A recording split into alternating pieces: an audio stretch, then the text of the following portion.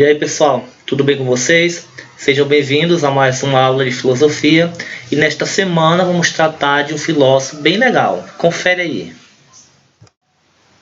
E vamos falar hoje sobre o filósofo Sócrates. Seguindo o nosso livro, o tema Sócrates, a dialética. Vamos entender então um pouco sobre Sócrates. Ele nasceu em Atenas, viveu neste período de 469 a 399 a.C. Sócrates ele é considerado um marco divisório da história, ou seja, ele marcou a história da filosofia antiga. É tanto que antes do Sócrates é chamado de pré-socrático, depois dele, pós-socrático. E o período que ele viveu é o período socrático. Ele marcou, dividiu a história. Sócrates não deixou nada por escrito. O que nós temos deles vem dos discípulos ou dos adversários que assim escreveram aquilo que ele falou, aquilo que ele ensinou. Muito importante você saber, grave aí, copie aí a profissão dos pais de Sócrates, porque ele seguiu a mesma profissão dos pais. A mãe de Sócrates foi parteira, o pai escultor. Parteira é aquela mulher que ajuda a grávida, aquela que já está no trabalho de parto, a ter o bebê, né? Então é a parteira. A função dela é dar à luz, né? Ajudar a mulher a dar à luz. Escultor é o homem que faz esculturas, que faz estátuas. Sócrates foi parteiro e foi escultor. Apenas uma analogia à profissão dos pais. Em que sentido Sócrates seguiu a profissão dos pais? A mãe sendo parteira. A mãe ajudava as mulheres a dar à luz os bebês. Sócrates ajudava as pessoas a dar à luz a ideias. Não era parto de bebê, era parto de ideias. Fazia com que as pessoas produzissem as suas próprias ideias. O pai de Sócrates fazia esculturas, estátuas. Sócrates ele fazia esculturas de uma forma diferente. Ele esculpia o ser humano.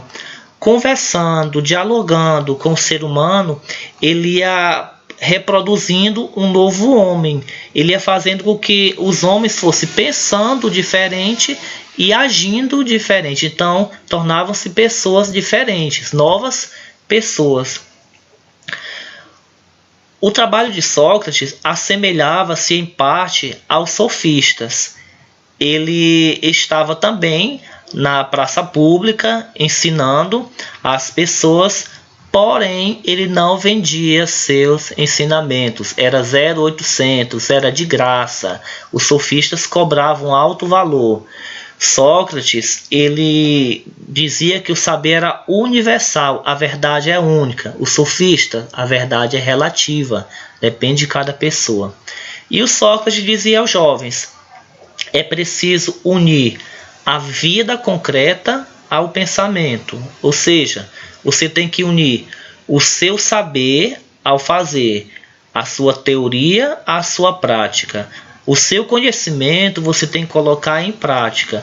Não adianta nada você ter o conhecimento, você saber e não praticar. Então tem que unir as duas coisas, saber e fazer.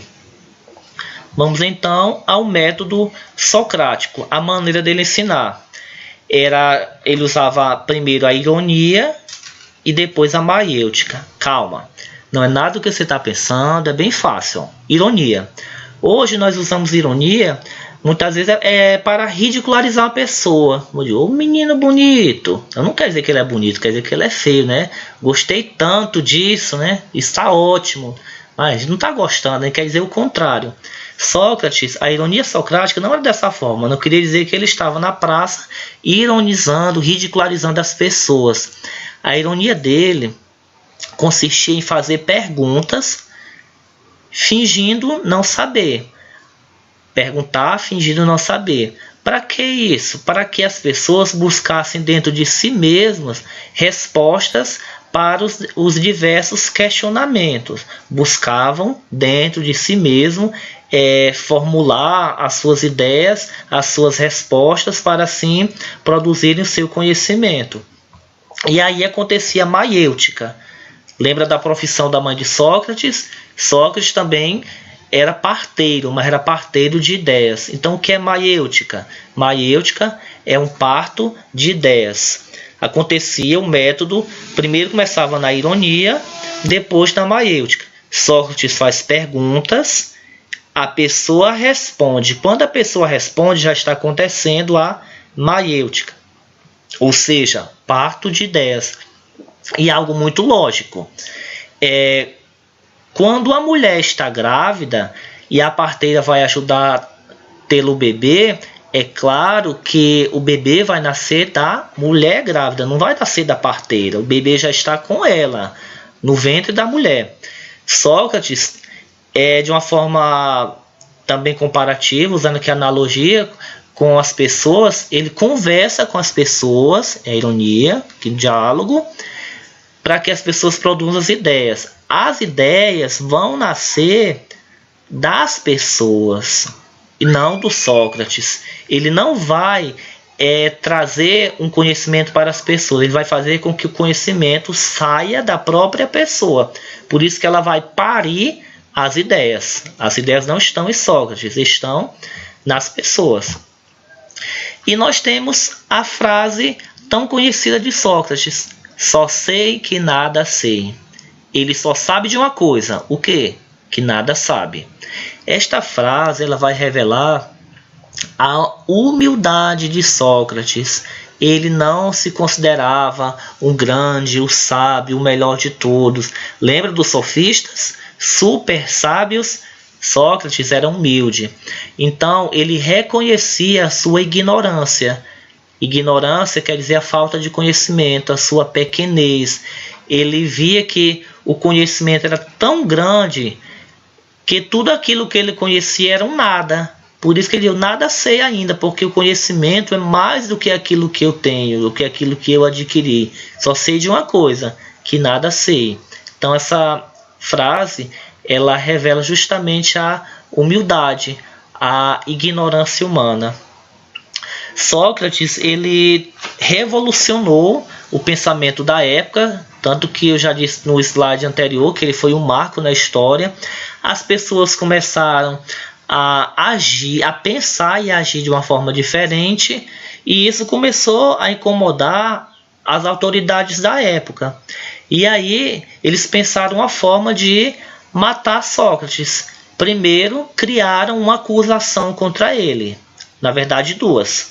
Espalharam que Sócrates estava negando os deuses da cidade, estava pregando contra os deuses da cidade. Isso é uma acusação grave na época. E também diziam que Sócrates estava corrompendo os jovens, estava ensinando coisas erradas aos jovens. E aí ele foi preso, acusado dessas duas coisas e condenado à morte. A condenação dele foi tomar cicuta. Cicuta é um veneno mortal. É o veneno retirado de uma planta chamada cicuta, onde produz um líquido mortal. E foi assim, basicamente, o pensamento de Sócrates, aquilo que ele ensinou, seguindo um método ironia, maiêutica. Ele foi acusado de negar os deuses, corromper os jovens e condenado a tomar cicuta. Chegamos ao final de nossa aula. Desejo a você bons estudos. Espero que você tenha entendido todo o conteúdo. Nos encontramos na próxima. Tchau.